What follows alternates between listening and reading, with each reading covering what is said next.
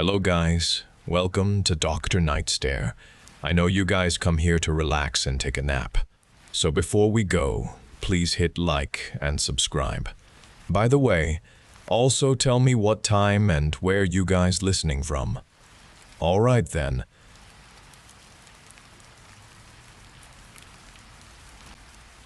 I navigated the crumbling streets of Houston.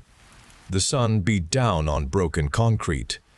Empty buildings stood like husks all around. My stomach ached with a constant emptiness, but I kept moving forward. I scavenged for anything useful in the shattered remains of convenience stores and forgotten homes. One afternoon, I found Marla sifting through a collapsed shelf in what was once a hardware store. Her eyes met mine across the debris without any fear.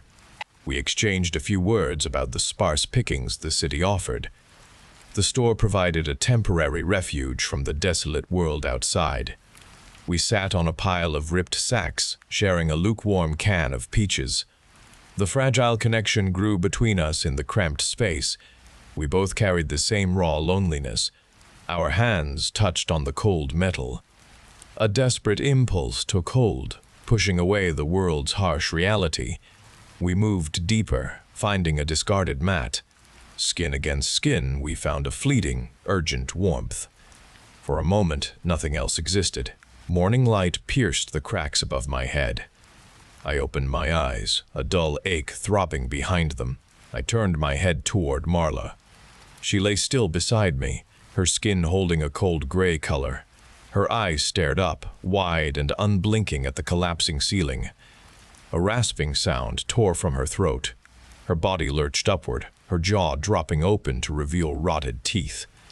I scrambled back from the mat.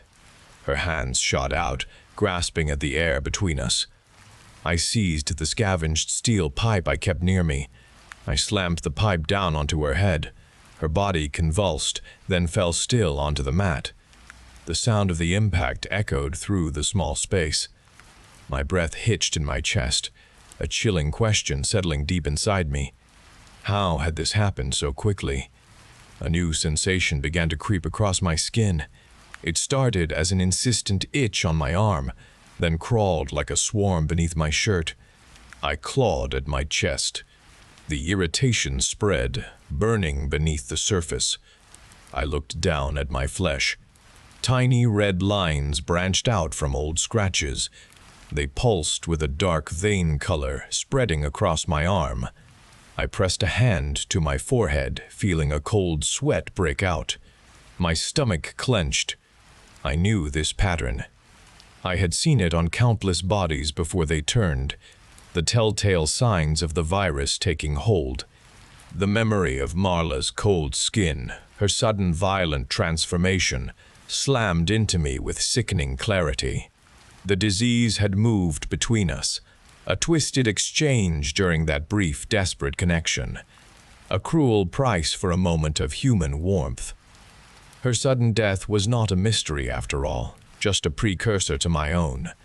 The thought twisted my gut, a bitter taste rising in my throat. I had sought comfort, a fleeting escape from the world's harsh reality, and instead found my own slow death sentence given through that brief, desperate connection. My heart pounded against my ribs, each beat a countdown. There would be no escape from this. I felt the change already, a dull pressure building behind my eyes, a growing hunger stirring deep within. I gripped the steel pipe tighter. A different kind of plan began to form in my mind, grim and pragmatic. I would not stumble into oblivion, a mindless eater of flesh. I would prepare. I would arm myself. I would find a way to make my transformation useful, a weapon against the world that had cursed me, a final ironic act of defiance before I lost myself completely.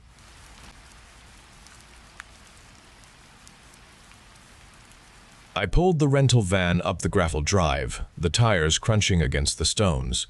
Mr. Henderson, the estate agent, waited by the front door, a briefcase clutched in one hand.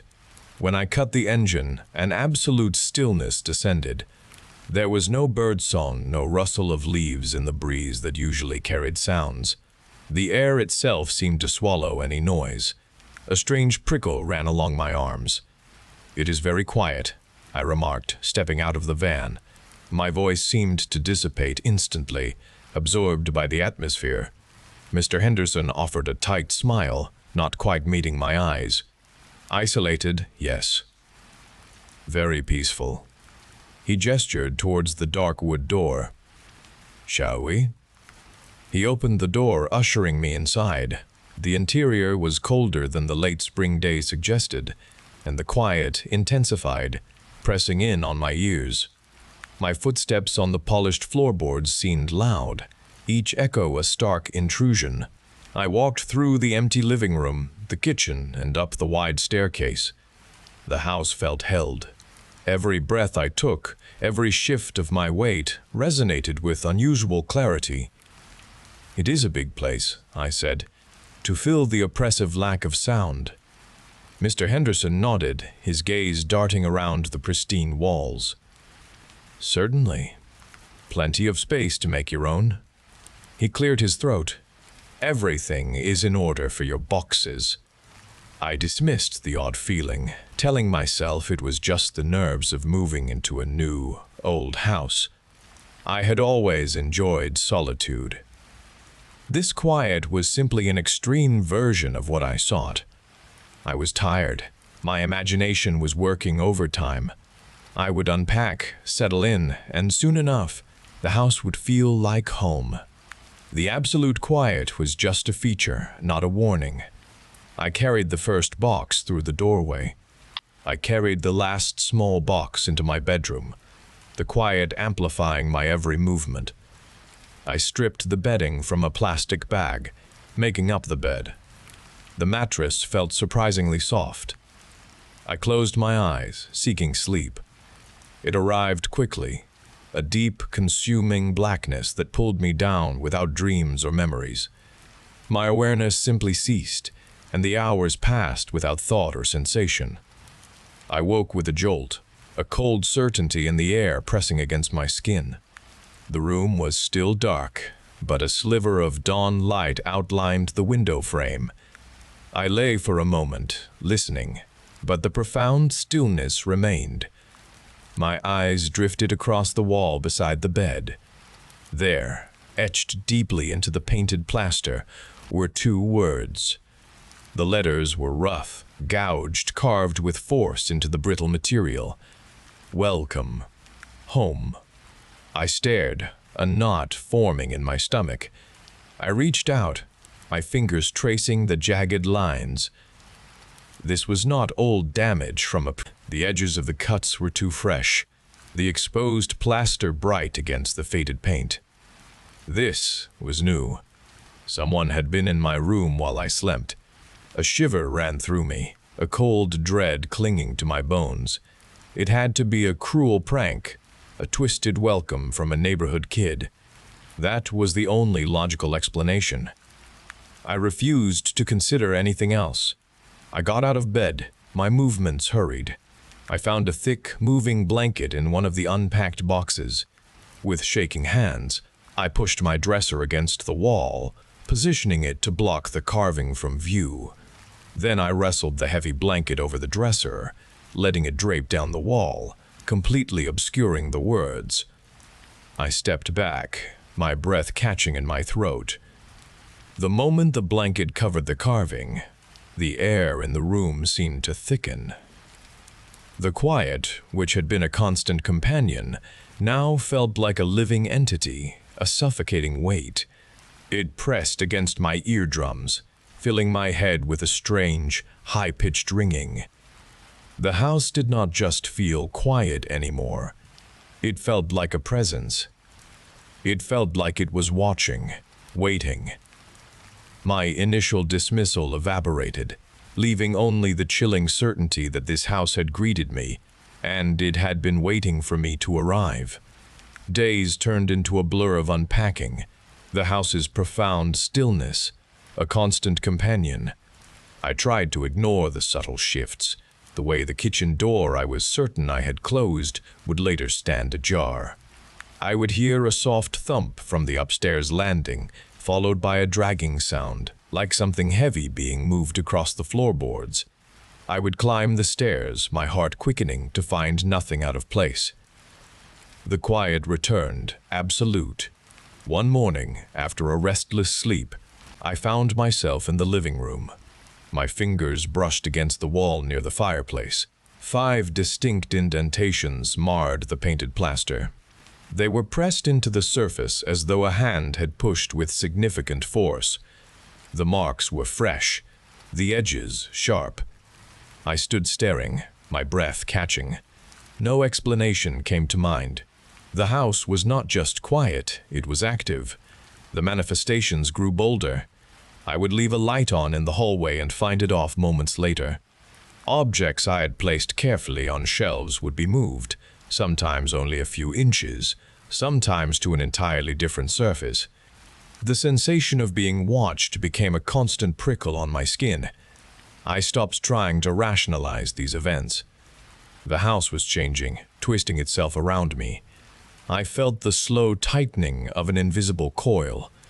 I needed to clear the basement. It was full of forgotten belongings from previous tenants. I descended the wooden steps, each creak amplified by the thick air. The basement was cold, and a damp scent hung about the earthen floor. Cobwebs draped from exposed pipes and ancient shelves. In a dark corner, tucked beneath a dusty tarpaulin, I found a large wooden box. It was old, held shut with a rusted latch. My fingers fumbled with the clasp. It sprung open with a high-pitched squeal. Inside, nestled among faded newspaper clippings and dried leaves, was a collection of photographs. They were all portraits of individuals, smiling, some holding small boxes. They were all different people, different eras, but their expressions held a similar bright hope. A young couple, a man with a heavy beard, a woman with bright, curious eyes. My gaze snagged on one specific image. The last photograph showed my own face. I was smiling widely, holding a small packed box. It was a photo taken just a few days ago, on the day I moved in. I remembered the exact moment, my excitement for a new start. My smile felt frozen, a cruel mockery. My hands began to shake. I looked back at the other faces in the box, their smiles fixed, their eyes wide. They were all there, a silent gallery of every new beginning, every hopeful arrival. The house had collected them, one by one. I was not moving into a new home. I was stepping into a role. The house had waited for me. It had known I would arrive. The discovery of the photographs had stripped away all denial. The house was not just old or unsettling, it was a collector. It took new occupants, one by one, watching them settle, claiming them. I stood in the basement, the box of faces in my trembling hands, and the air around me grew cold. The quiet that had always surrounded the house now seemed to pulse, a living thing settling its weight upon me. I climbed the stairs, the photograph still clutched in my hand. My mind a storm of fear and dawning horror. I had to leave. I had to get out. I ran to the front door, my fingers fumbling with the lock. The deadbolt slid back with a sickening click, but the door would not open. I pushed, I pulled, I threw my shoulder against the heavy wood. It stood firm, unyielding, as though it had been fused to the frame. Panic clawed at my throat. I ran to the living room window, pulling back the curtain. The glass was opaque, dark, reflecting only my own terrified face. Outside, the world was gone, replaced by a solid, impenetrable blackness. The house had sealed itself. The walls began to vibrate, a low, resonant thrumming that worked its way into my bones. It was not a sound I heard with my ears, but felt in my chest, a deep current flowing through the very structure of the building. Then, from the vibrations, words began to coalesce, a dry, rasping whisper that seemed to come from every surface. "You came," the house breathed, the sound scraping against my sanity. You belong." I fell to my knees, the strength draining from my limbs. The whispers grew louder, clearer, speaking directly into my mind. They spoke of the other faces in the photographs, of their slow acceptance, their eventual blending. They spoke of patience, of waiting, of the slow process of entanglement. The house had been patient with me, letting me unpack, letting me sleep, letting me discover. It had allowed me to believe I was still free, until the moment I had fully committed myself to its walls. I looked up, my eyes scanning the nearest wall. There, appearing as though etched from the very plaster before my eyes, were two new words, stark and accusing. "Yo, you." Stayed. A strange calm descended then, cold and absolute. The terror did not vanish, but it folded itself into something deeper, something permanent. I was not a tenant, I was an acquisition. The house had chosen me, not the other way around. It had wanted me, and it had claimed me. Its presence was no longer a haunting, but an intimacy, a part of my own being. It had settled around me, within me. I belonged to it, just like all the others. The whispers became a comfort, a constant presence, the house's embrace. I closed my eyes, accepting the quiet that was now my fate.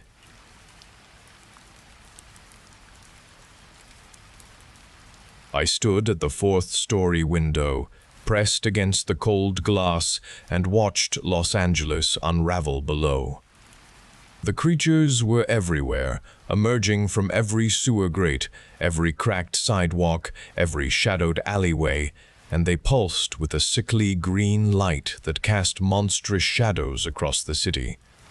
They were solid, bone-colored beetles, each one the size of a small bulldog, and their hard shells clicked and scraped against the pavement as they moved in an unstoppable, undulating tide. The street, usually a stream of traffic, now churned with these crawling things, and I saw individuals on the sidewalks become twitching piles as the beetles swarmed over them, consuming their bodies with an efficiency that was terrible to behold.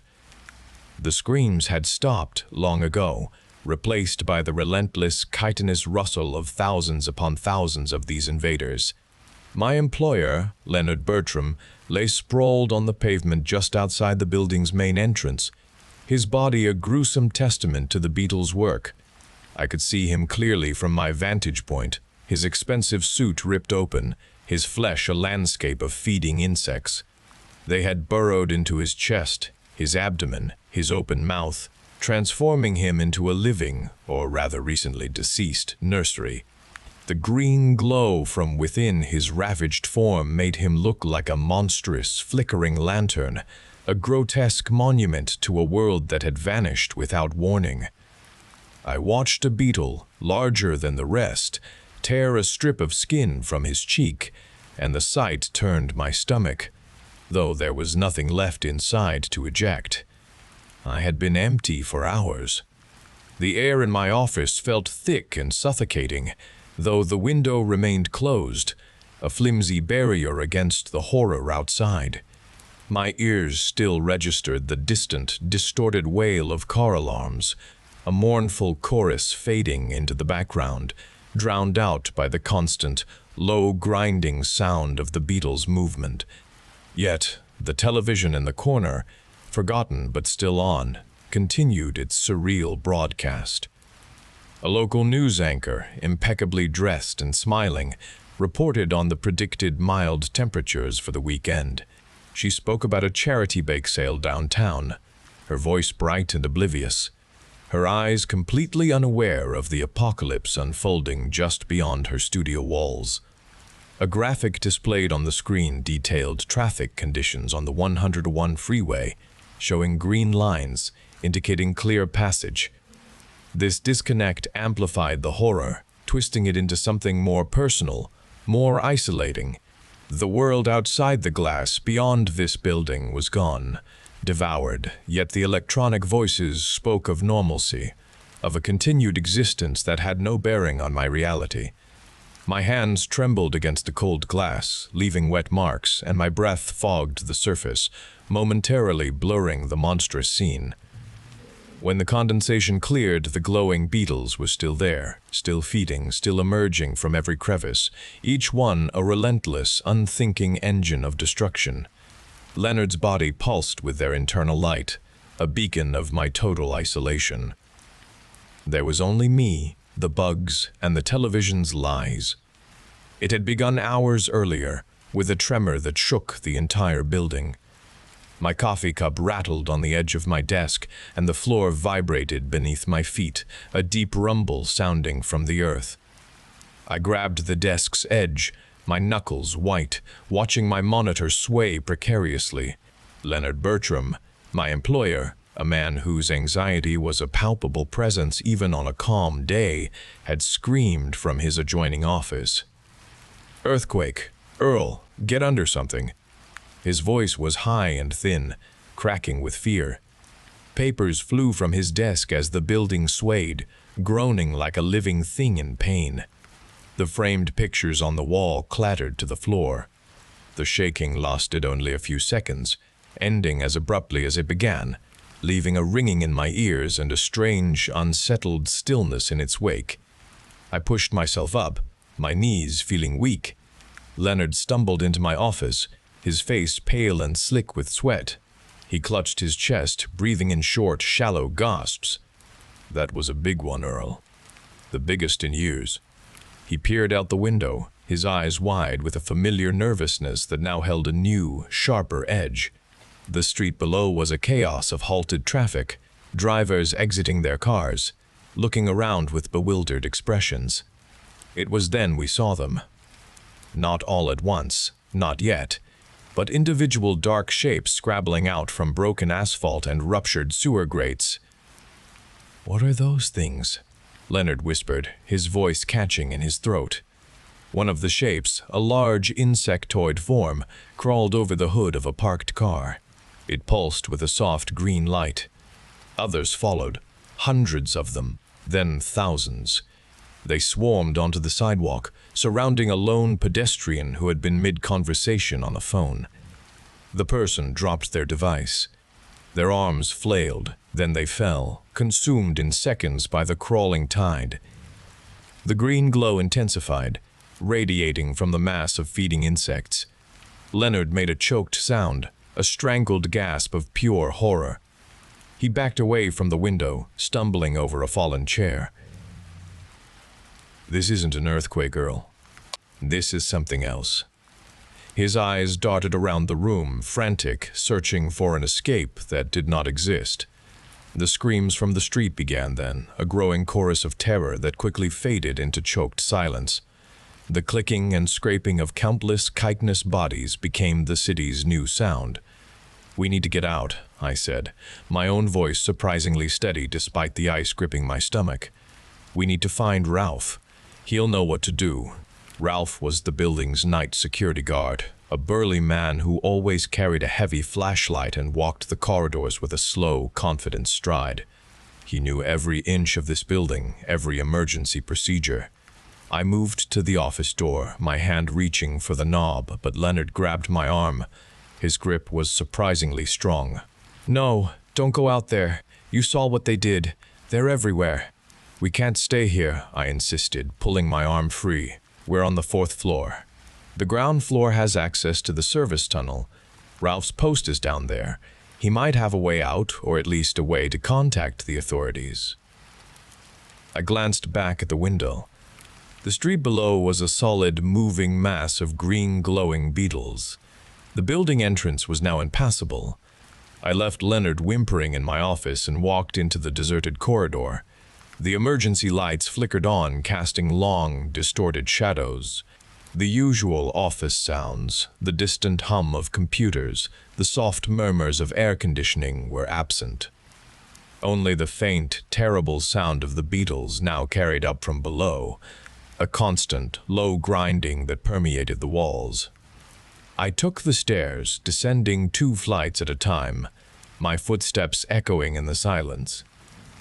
The lower I went, the stronger the grinding became. On the second-floor landing, a door hung ajar, leading into a storeroom. I heard a scuffling noise inside. My heart pounded against my ribs. I pushed the door open carefully. The room was dark, filled with old office equipment and stacked boxes. In the center of the room, on the concrete floor, lay Ralph. He was on his back, his heavy-duty flashlight clutched in one hand, its beam still weakly glowing. His uniform was torn, and his chest bore a gaping wound, his ribs exposed. A single large beetle, its shell dented, lay crushed near his head. Ralph's eyes were open, staring blankly at the ceiling.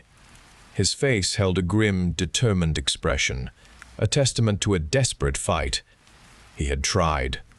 A cold wave washed over me, a realization of our true predicament. There was no help coming.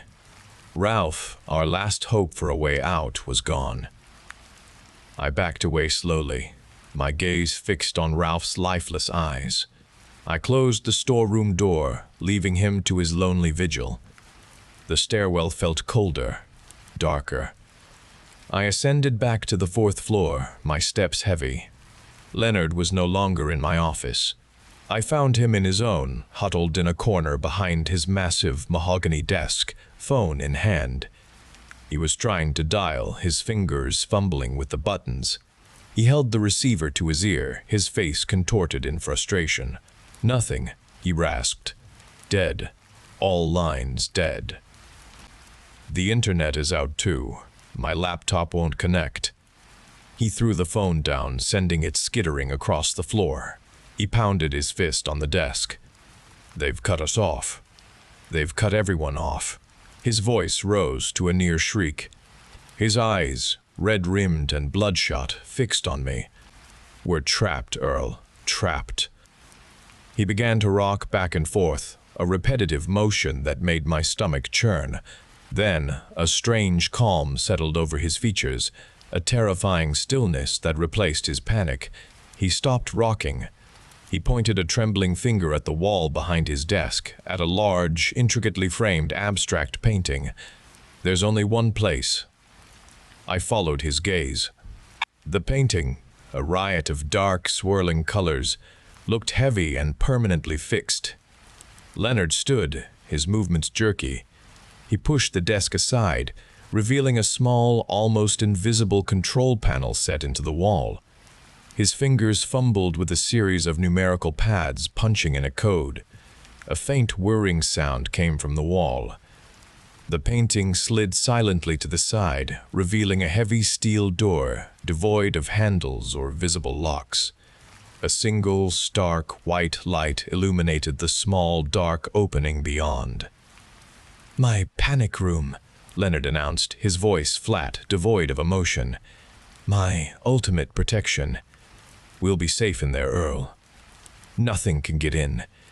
He stumbled towards the open door, a strange, haunted look in his eyes, as if he had already crossed a threshold beyond mere fear. He disappeared into the darkness. I stood rooted to the spot, watching the doorway, a profound sense of dread settling deep within my bones. Our confinement had just begun. I followed Leonard into the small room. The steel door slid shut behind us with a solid thud that echoed in the confined space. The air felt immediately stale and recycled. The room was bare, just a single bolted-down bench and a chemical toilet in the corner. There was a screen on one wall, currently dark. Leonard sagged onto the bench, his shoulders slumped, his eyes vacant. The low grinding sound of the beetles outside, previously muffled, now seemed to press against the reinforced walls. A constant, abrasive whisper that pierced my skull. Days blurred together. We ate from the emergency rations Leonard had stocked, tasteless nutrient bars and bottled water. Leonard's mind seemed to unravel further with each passing hour. He spoke to himself, muttered about conspiracies, about the beetles being a judgment for his past business dealings. He accused me of looking at him with suspicion, of wanting his share of the rations. His eyes, once merely nervous, now held a glint of genuine madness. He paced the tiny room, his shadows stretching and shrinking on the white walls. His despair filled the cramped space, heavy and suffocating. The beetles continued their relentless scratching against the outer door, a sound that drilled into my skull. It started as a subtle scrape, then grew louder, more insistent, as if they were testing the integrity of the steel. Leonard began to cry, soft, desperate sobs that grated on my nerves. He pulled his knees to his chest, rocking back and forth. I watched him. His erratic movements, his desperate ramblings, his inability to control his fear. He became a burden, a weak link. My own fear transformed into a cold, hard resolve. I had to survive. That was the only thing that mattered. The weak green glow of the beetles began to seep through the tiny gaps around the door frame, casting sickly light into the room. Leonard saw it too. He shrieked, a high, thin sound that tore through the small room. He scrambled up, stumbling towards the far wall, pressing himself into the corner. "They're coming for us, Earl. They know we're here." "Stay calm," I said, my voice surprisingly level. I moved towards the door, pretending to examine it. "It's holding." The scratching intensified. It sounded like they were chewing on the steel. Leonard was shaking uncontrollably. "We have to stop them. We have to do something." He looked at me, his eyes wide and pleading. An idea, cold and ruthless, formed in my mind. Survival. Only survival mattered. I turned to Leonard, my expression neutral. Maybe there's a weakness in the door controls," I said, pointing to the barely visible panel on the inside, a mirror of the one outside. "If we could just trick them, make them think it's open for a second, they might move on." My words were a carefully constructed lie. Leonard hesitated, fear warring with a desperate sliver of hope. "Trick them? How?"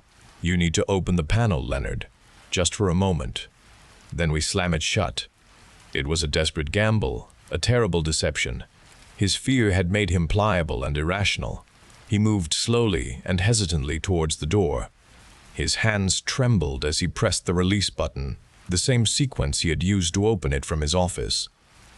The heavy steel door whirred, retracting inwards by a few inches, revealing a sliver of pulsing green light and the frantic antennae of a dozen beetles. Leonard gasped, pulling back, but not fast enough. I pushed him then, a brutal shove, propelling his fragile body forward into the opening. He screamed, a choked, terrified sound as the beetles swarmed him. Their green light flared, engulfing him in a terrible, writhing tide. I slammed my hand onto the close button. The door slid back into place with another deafening thud, severing his screams. The grinding outside resumed, louder, more frantic, but now it was accompanied by a terrible, wet, chewing sound. I leaned against the door, my chest heaving, the taste of bile in my mouth. I had survived. I had. The silence that followed Leonard's demise suffocated me with guilt and horror. The chewing sounds continued for what felt like hours, then slowly faded, leaving only the dull, relentless scraping. I sat on the cold floor, knees drawn to my chest, staring at the sterile white walls.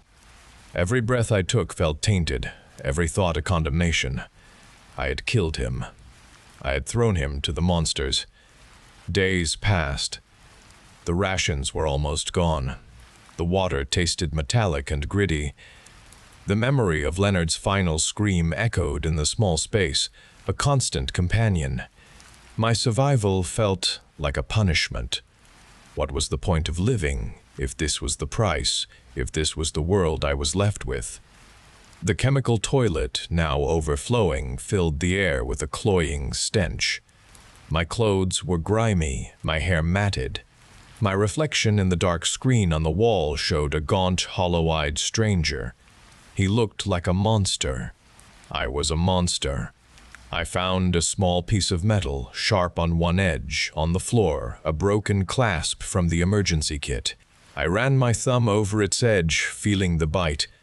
It was enough.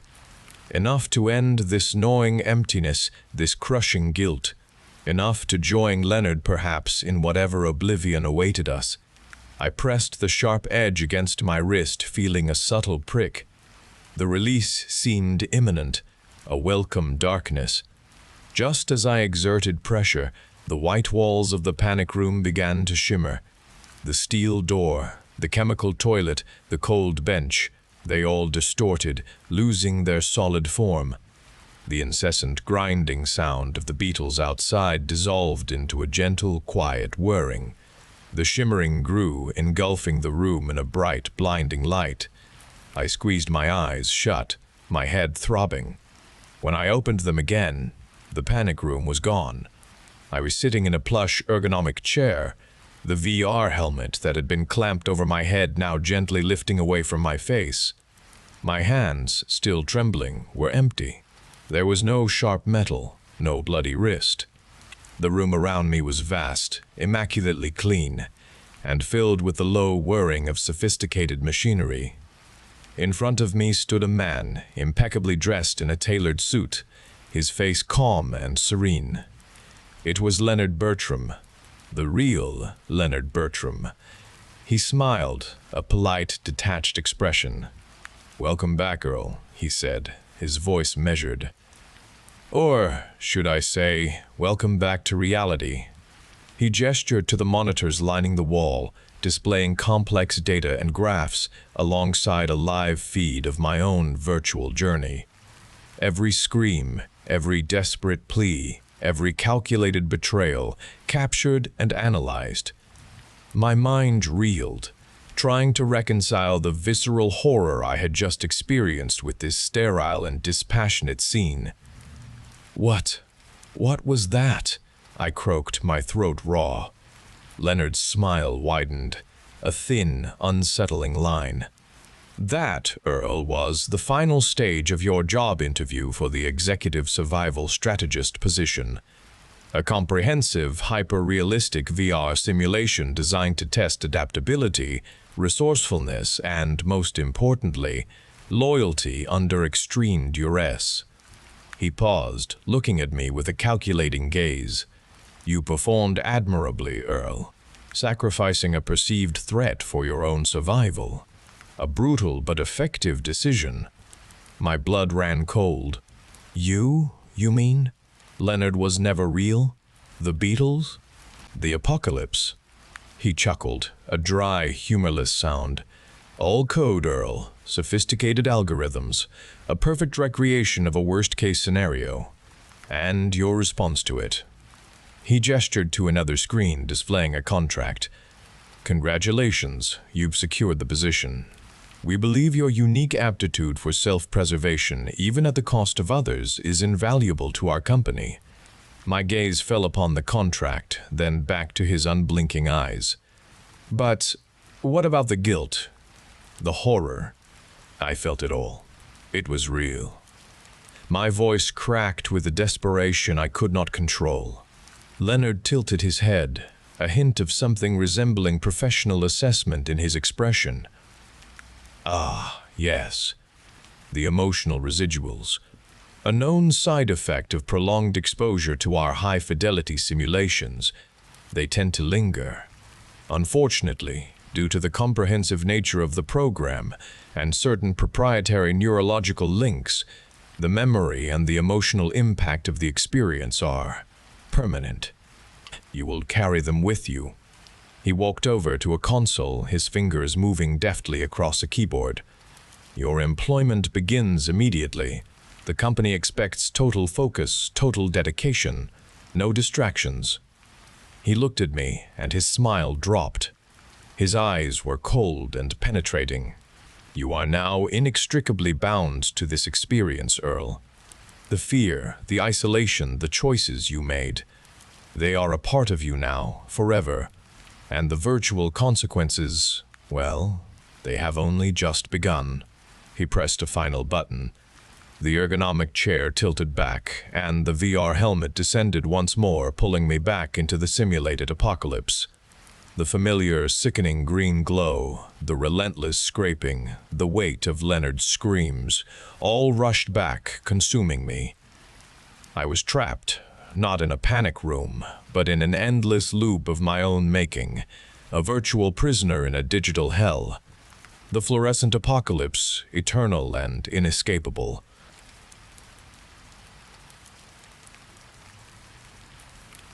I pulled at the rotting boards nailed across the chapel door, splintered wood resisting my efforts. The air inside felt cold and still, even though the room had no working windows to the outside.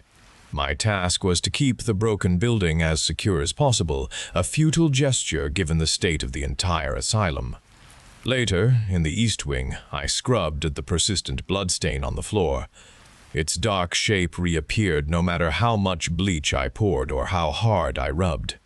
The stain spread wider each time, refusing to disappear. The ordinary routine broke when a spectral axe-wielder appeared from the shadows. Its form shimmered, wavering visibly. It moved with impossible speed toward Nurse Miller, who stood by the supply cart.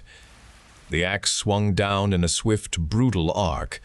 Nurse Miller's scream choked off as her head separated from her body with a wet thud. Her body slumped to the floor, spilling sterile bandages and plastic syringes from the cart. The head rolled once before settling on the cracked linoleum. Its eyes opened wide, staring directly at me. A raspy whisper escaped its lips, clear and chilling in the sudden quiet. "Help me, please." I ran from the scene, my breath catching in my throat, straight to the desolate front office. The landline phone, old and dusty, began to ring. I hesitated, then answered it, pressing the cold receiver to my ear. The same raspy whisper filled the line. "I need your help. You can save me." The voice was not Nurse Miller's. It pulled me back to a night many years ago. I saw the empty cot in the hospital room and heard my mother's doctor delivering the news with a gentle, grave tone. Her last words had been a similar plea, a desperate call I could not answer. The phone slipped from my hand. The spectral voice echoed in my mind. Her desperate plea drove me through the desolate corridors, away from the front office, past the chapel, and down to the asylum's forgotten basement storage. The heavy door groaned on rusted hinges. I found the old filing cabinets in the archive room, their metal surfaces gritty with neglect.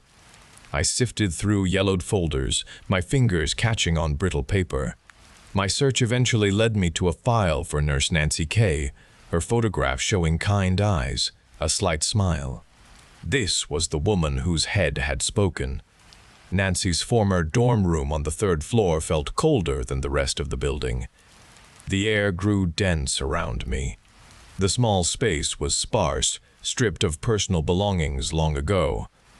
I ran my hand along the cold metal frame of what had been her bed. My fingers brushed against a loose floorboard near the wall. I tried it up. Tucked beneath, I found a leather-bound book. It was Nancy's journal. I opened it carefully, the brittle pages almost crumbling in my hands. Nancy wrote about stolen moments with Dr. Weiss, a secret, forbidden affair blossoming in the asylum's shadows. The entries became darker, filled with fear, when she spoke of Jack, her husband. Jack, her husband, found out. He grew increasingly unstable, his jealousy a suffocating presence. Nancy wrote of his violence, his rage culminating in a chilling entry about his axe. Jack was the axe wielder. A sudden chill enveloped me, deeper than the room's cold. The air grew heavy. I felt a presence behind me. I turned slowly. Jack stood in the doorway, his form shimmering. He wore the same old asylum uniform, his eyes fixed on me with a palpable intensity. He did not move. He did not speak. His gaze drifted to my left hand, lingering on my bare ring finger for a long, unsettling moment, before his spectral form began to fade into the dim light. I carried Nancy's journal and its secret to Dr. Weiss's office. The door creaked open, revealing a space filled with decaying furniture and scattered papers. An old incinerator stood against one wall, rusted and cold. I held the silver ring that I had found tucked inside the journal's final page, a ring Nancy had described as a gift from Dr. Weiss. This was the key to her release. I walked to the desk, placing the ring carefully on the stained wooden surface, hoping to bring her spirit peace. The air around me immediately thickened. A cold hand clamped onto my shoulder and spun me around. Nancy stood before me, her full spectral figure manifesting. Her eyes blazed with horrifying anger, her face contorted into a silent scream. A wave of pure hatred radiated from her. Her ghostly hands, sharp and cold, reached for my throat. I stumbled backward, my heart hammering. She lunged. Her ethereal form passed through me with a shock of icy agony. Then Jack appeared, shimmering in the office doorway. His axe materialized in his spectral grip. He moved with a speed that defied his shimmering form, engaging Nancy without a word.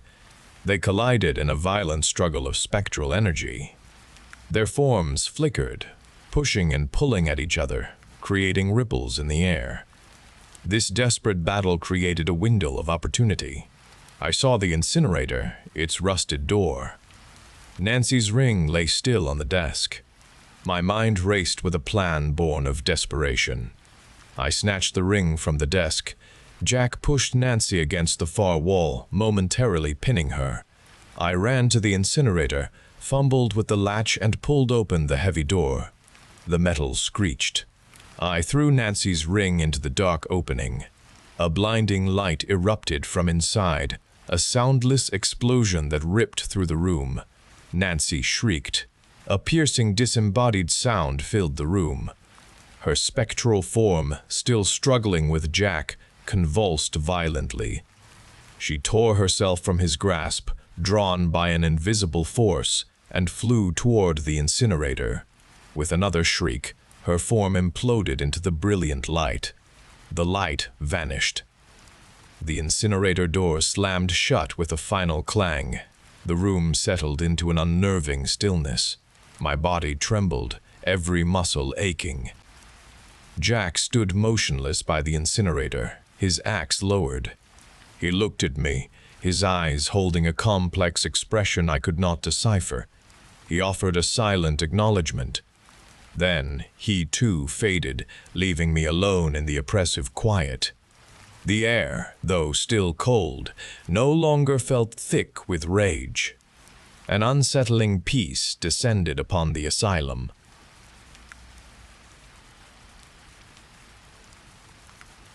The bell above the shop door jingled a brittle sound as I pushed inside. My left hand, missing 2 fingers, ached with a dull, persistent throb. The air held the familiar scent of stale coffee and something metallic. A shadow detached from the ceiling rafters. It was Groll, the gargoyle, his stone face already set in a furious snarl. He landed hard on the counter, chips of stone spraying across the worn wooden surface. "You," he grated, his voice like grinding rock. The pistachio almond recommendation. It gave me heartburn for a full week. I opened my mouth to explain the customer survey I was following, but he was already lunging. His clawed hand swiped at me, a gray blur that narrowly missed my face. I stumbled back, knocking over a display of plastic gnomes. Then the shop door burst open again. 3 figures in dark robes, their faces hidden by deep hoods, rushed in. They carried twisted staffs, their movements precise and coordinated. Groll turned to them, a chilling smile stretching his stone mouth. One robed figure raised a staff, and a sickly green light pulsed from its tip, casting eerie shadows around the room. Groll's stony gaze fixed on me, and he started to advance. I knew I was in immediate danger. Groll lunged. The shop door exploded inwards, and Clyde stumbled into the room, his face pale, a scratch on his forehead. A staff struck him, sending him to the floor. Groll laughed, his gaze fixed on my right hand. He grabbed it with crushing force. A sickening pop echoed as he twisted and tore. Pain shot up my arm. I stared at the jagged stump of 2 missing fingers. Blood welled, dripping onto the floorboards. Everything went dark. I awoke to rough, damp grass, my head throbbing, my hand aching. Clyde lay next to me, wrists bound with a zip tie, my own secured. We lay in the middle of a high school football field, a symbol drawn in red paint. Hooded figures stood in a circle chanting, staffs pulsing with green light. A tall figure raised its arms, crying out, "Morte, we were sacrifices." A howl tore through the air. Dark bipedal forms launched over the fence, moving with speed, teeth long and eyes glowing with hunger. They crashed into the cultists, tearing robes and flesh. A hairy claw ripped through my zip ties. A deep growl rumbled near my ear, and a hand helped me sit upright. The sterile scent of disinfectant filled my nose when I finally awoke in the hospital bed. My right hand, a heavy bandaged lump, rested on the white sheet, and a dull ache persisted through the painkillers that flowed through my veins. Doctors and nurses moved quietly around my room, and they always spoke in soft, reassuring voices. They explained everything about my recovery, and they told me I was fortunate to have escaped with my life. Sleep offered little comfort because the gargoyle's snarling face often appeared in my dreams, and the sharp tearing sound of flesh and bone frequently echoed through my mind even when I was awake. Clyde visited my room every day after his own discharge, and he looked much better with only a small bandaged cut above his eyebrow. He brought me comic books, and we talked about the bizarre incident on the football field with the cultists and the bipedal wolves. He admitted he felt very confused about everything that had happened, and he found it difficult to reconcile the events with his normal life. He also told me about the others from the shop who had been hurt when the cultists arrived, and he said that most of them had minor injuries. He mentioned that the gargoyle and the cultists had vanished without a trace when the police arrived. My roommate Joshua arrived at the apartment one evening a few days after my hospital release, his eyes bright with unexpected excitement. He held a crumpled paper in his hand, and he announced he found a new job at an ice cream shop downtown. He said the manager seemed desperate for new hires and offered him good pay. My stomach tightened into a hard knot when he mentioned the location, the very same place where all the trouble began, and he asked me if I thought it was a good idea to accept the offer.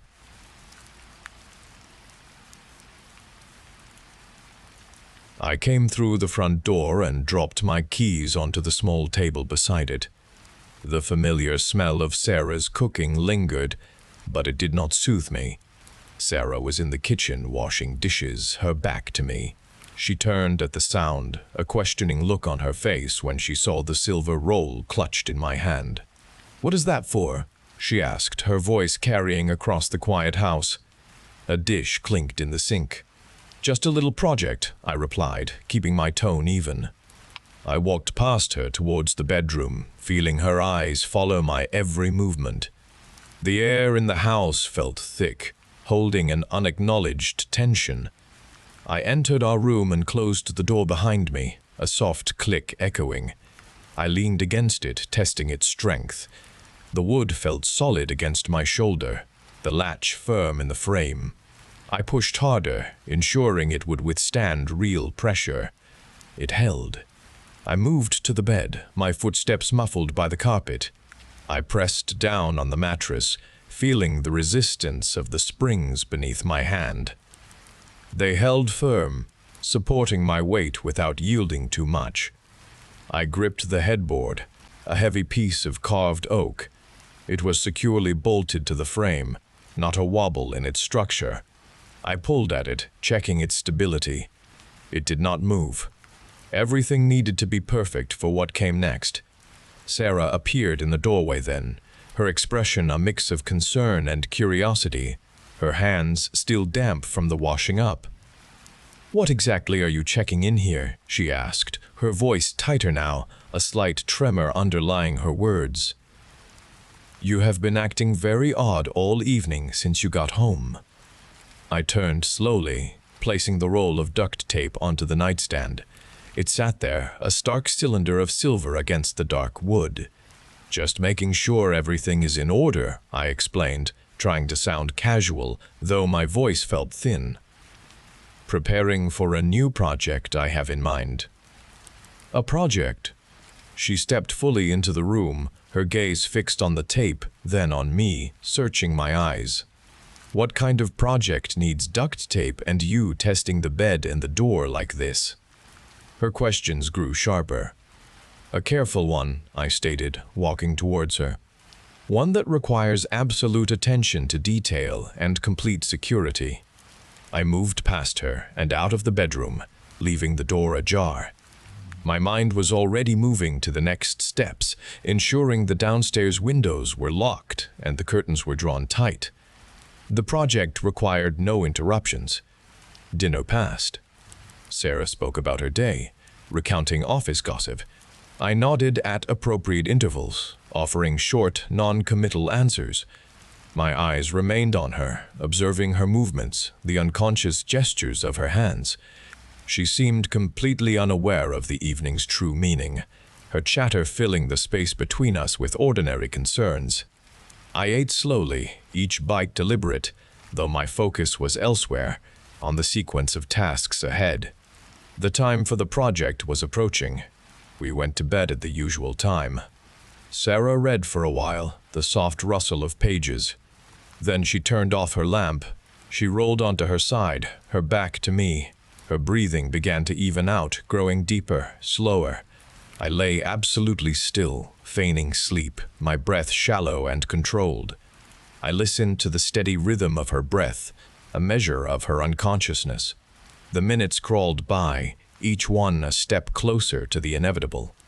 I felt no impatience, only a quiet, focused resolve. When her breathing deepened, signaling deep sleep, I knew the moment had come. I slid from the bed. The carpet absorbed my steps, swallowing sound. I moved through the bedroom door, closing it softly behind me. The house was dark, the only light a sliver from the street lamp. I walked to the kitchen, my movements precise. The drawer opened without noise. My hand went directly to the carving knife. The steel felt cold, solid in my grip. I closed the drawer carefully. I turned and moved back through the silent house, the knife held low. I re-entered the bedroom. Sarah still slept, oblivious. The dim light from the street outside cast long shadows. I placed the knife on the nightstand beside the roll of duct tape. I took the tape. I unrolled a length, the adhesive sound. I pressed the sticky side to her left wrist. She did not stir, her sleep unbroken. I wrapped the tape around her wrist and then around the headboard, securing it tightly. I repeated the process for her other wrist. Her arms were now held above her head, stretched taut. I moved to her ankles. I bound them together with more tape. I fastened them to the footboard of the bed. Each loop of tape was applied with methodical precision, ensuring no slack remained. I worked with careful, deliberate movements, my attention focused. Her chest continued to rise and fall evenly, her face peaceful in the low light. She remained asleep. I stood back, observing my completed work. It was as I had envisioned. I walked to the bedroom door. I turned the lock. A distinct click resonated in the quiet room. Her eyes fluttered open. The room was dim, the outline of the headboard visible against the muted light from the window. A dull ache pulled at her wrists. She tried to move her hands, but they did not obey. Something held them fast. Her breath caught in her throat. She shifted her head, her gaze falling on me standing by the bed. "What is this?" she whispered, her voice rough with sleep and sudden alarm. Her eyes moved from my face to her bound wrists, then to her ankles. She tugged against the tape, a small, futile struggle. "Why am I tied?" I watched her, a calm observer. Her confusion was expected. I had anticipated this moment. "You woke up," I stated, my voice level. "Untie me, John," she demanded, her voice rising now, a hint of desperation entering her tone. "What kind of joke is this? It is not funny." She pulled again, a stronger effort, the duct tape groaning softly. Untie me right now. I stepped closer to the bed. Her eyes were wide, fixed on me. They held a fear that was not right, a fear I had seen before. "There is no joke," I told her. "This is not funny at all." I looked down at her face, searching for something, a familiar spark that was never there. "You are not her." Her struggles ceased. Her body went rigid. "What are you talking about?" she asked, her voice quiet again, but laced with a new kind of dread. "It's me, Sarah, your wife." I shook my head slowly. "My wife Sarah died months ago," I said, the words coming out without effort, a simple truth. "The doctors said it was the fever. I watched her go. I buried her myself." My eyes scanned her face again, lingering on her mouth, her hair. "You look like her. You sound like her. But you are not her. You cannot fool me anymore." A gasp escaped her lips. Her chest began to heave. Tears welled in her eyes, tracking pathways down her temples into her hair. "No," she pleaded, her voice breaking. "John, please, you are wrong. I am Sarah. I am here. Look at me." I did look at her. I saw the imposter, the clever imitation. She had tried to replace my real Sarah, to live in her house, to sleep in her bed. The project was nearly complete. This was the final step. I reached for the knife on the nightstand. My fingers closed around the cold, solid handle. The blade caught a sliver of the muted light from the street lamp outside. She saw it. Her eyes widened, her entire body tensed against the tape. She tried to scream, but only a choked sound emerged, trapped in her throat. I lifted the knife, my arm steady. Her mouth opened, a silent plea. My gaze remained fixed on her face, on the imposter's desperate fear. I brought the knife down. The blade descended into her chest.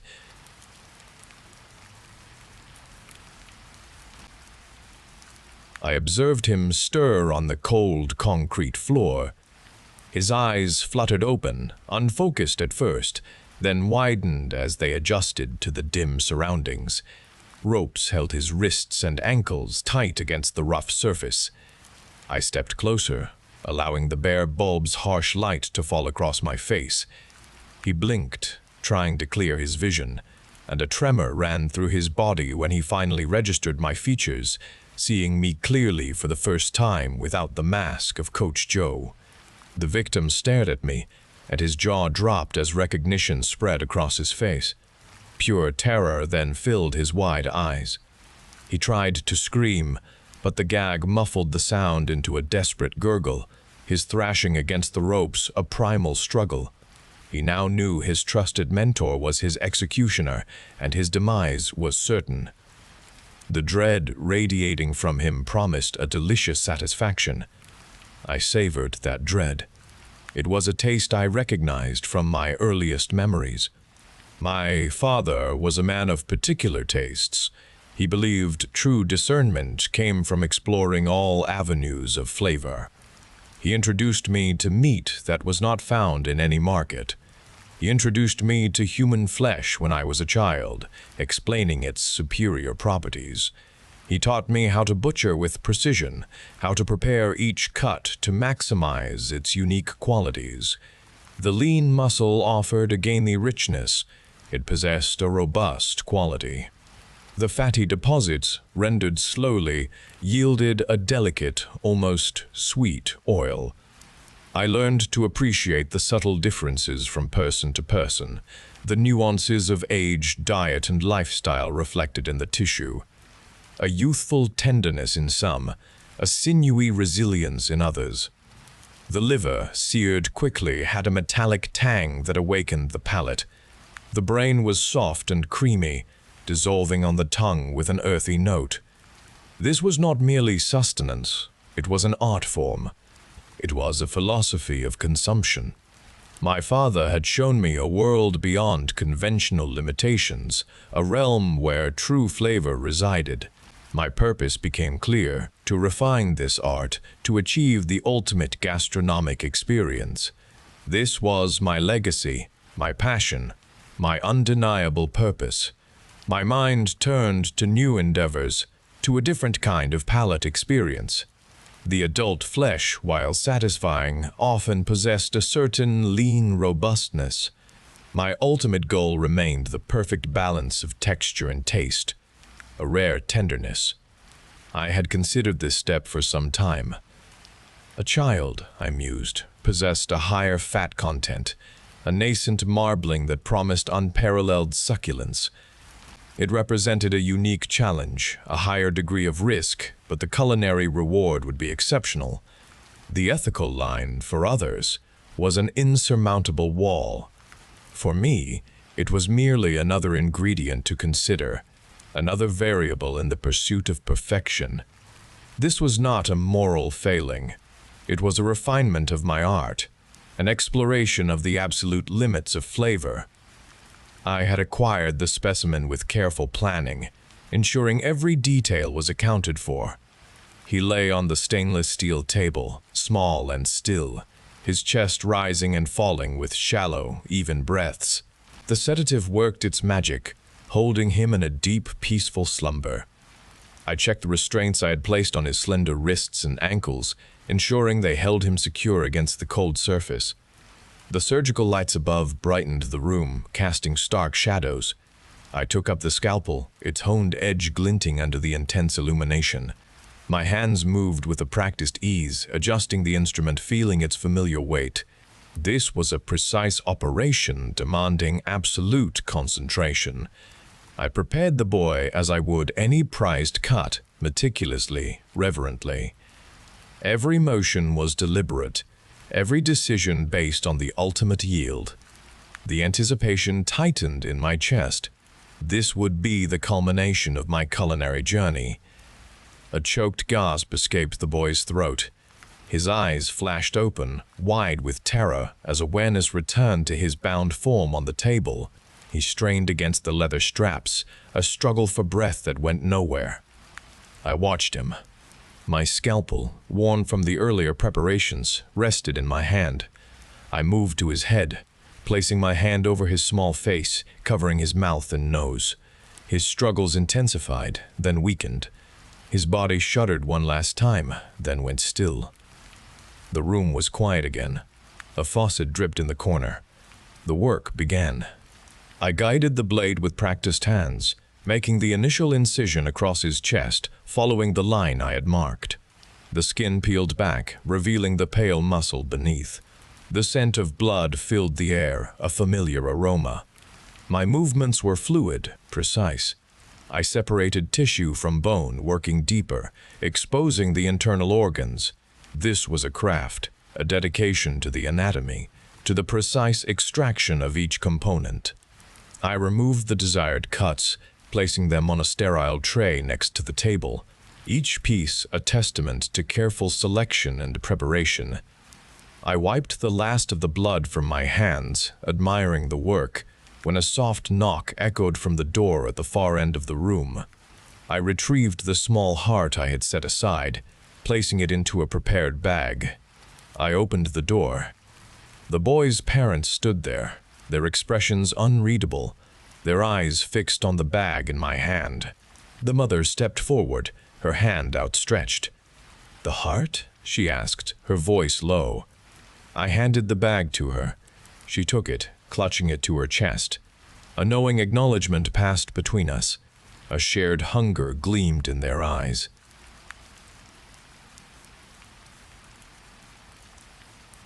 My boyfriend's words, "Text me when you're inside," repeated in my thoughts. He always worried, but I felt capable. The red moon hung full outside, painting the cityscape with a strange glow. Inside the van, the air felt stale, like old cigarettes and something else I could not place. The driver, Paul, glanced at me through the rearview mirror. His eyes held a distant, preoccupied look. He had said almost nothing since I got in, only confirming my destination with a brusque nod. "Long night for you, huh?" he finally said, his voice a low rasp. It startled me.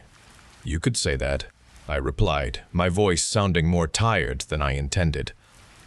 Always a long night for someone, Paul mumbled, his gaze returning to the road.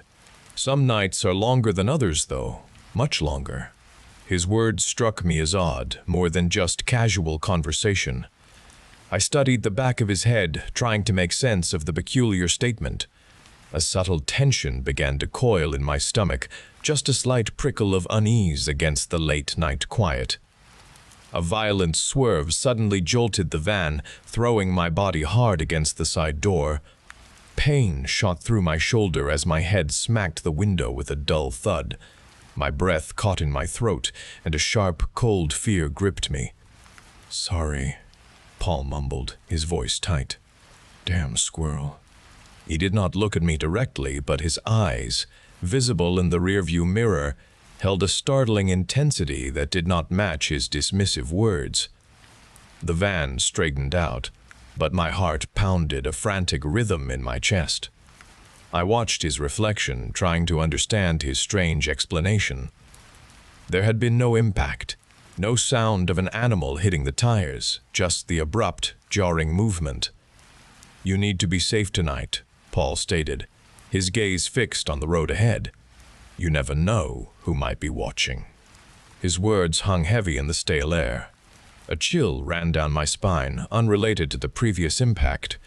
I shifted in my seat, suddenly hyper-aware of the space behind me, the darkened windows, and the feeling that his statement was directed at me. The casual fatigue I had attributed to my growing unease began to peel away, replaced by a raw, immediate suspicion. I felt his eyes on me again through the mirror.